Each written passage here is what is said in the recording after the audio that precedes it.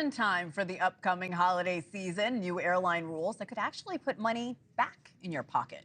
Gone are the days where you receive a flight credit from the airline if they cancel your trip.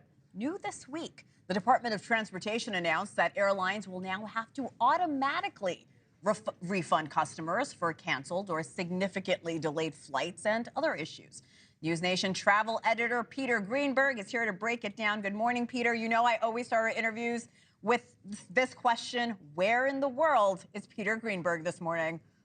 This morning, Peter Greenberg is in Imola in Italy, not too far from Bologna or Florence, on the F1 racetrack that they're going to have Formula One here next May. You have the coolest life, Peter. All right, let's dive in. This seems to be really good news for consumers. In fact, Secretary of Transportation Pete Buttigieg posted this: passengers deserve to get their money back when an airline owes them without headaches of haggling, end quote. So what prompted this push for a new rule?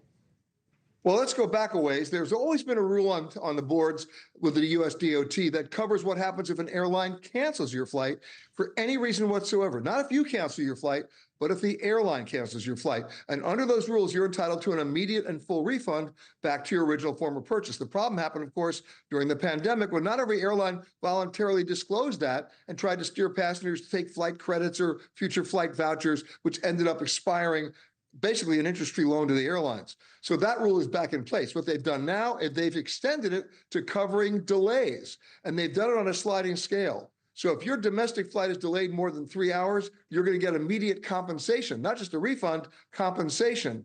And if it's an international flight on more of these planes than others, it'll be, if it's more than 6 hours, you get compensation as well.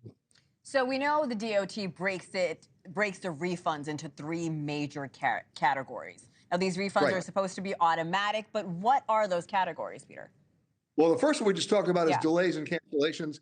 The second one is your baggage. What happens if you checked bags and you paid to get your bags checked and they didn't show up on the plane? Gee, that's never happened to me. And now you get an immediate refund on that fee that you paid because they didn't honor their contract of carriage. And then the third one is for ancillary charges, like you paid for Wi-Fi, but it didn't work, or you paid for an upgraded seat and you got downgraded. All these things kick in to an automatic and immediate refund. So, like I mentioned, these refunds, automatic, but is there any action that the passenger needs to take? How does it compare to the process a passenger usually had to go through, which was more manual?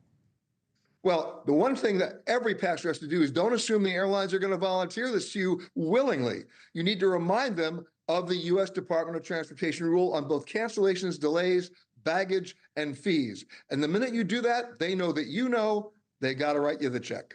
You and I talk about canceled, delayed flights a lot. Last year in 2023, there were more than 195,000 canceled flights. It seems like a lot, but that number is actually lower than usual.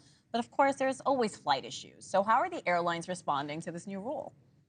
Well, as usual, the airlines will respond by saying this is not really fair to them. They're doing the best they can. Let's go back to the old tarmac delay rule, which went into effect about 12 years ago, that said if you pushed back your passengers from the gate and you left them on the tarmac for more than 3 hours, you'd be liable to a fine of up to $27,500 per passenger, not per incident. If you had a fully loaded 737, guess what? You're in seven figures.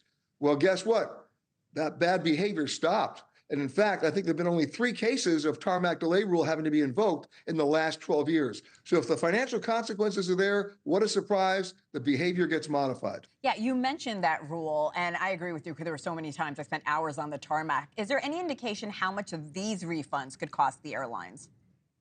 We don't know yet, but based on what we've seen in the past, it's in the millions. But then again, it's the cost of doing business now. Remember, the airline, if they cancel your flight for any reason, you're entitled to the refund. If your flight is delayed for any reason that's under the airline's control, that doesn't include weather, but any other reason, they're missing a crew member, they have a mechanical, there's another delay or a piece of equipment missing, you are entitled to that refund and that compensation. All right, Peter Greenberg, enjoy Italy. Thank you so much for the information. You got it, Hena. Thanks for watching. Go to joinnn.com to find NewsNation on your television provider. And don't forget to click the red subscribe button below to get more of NewsNation's fact-driven, unbiased coverage.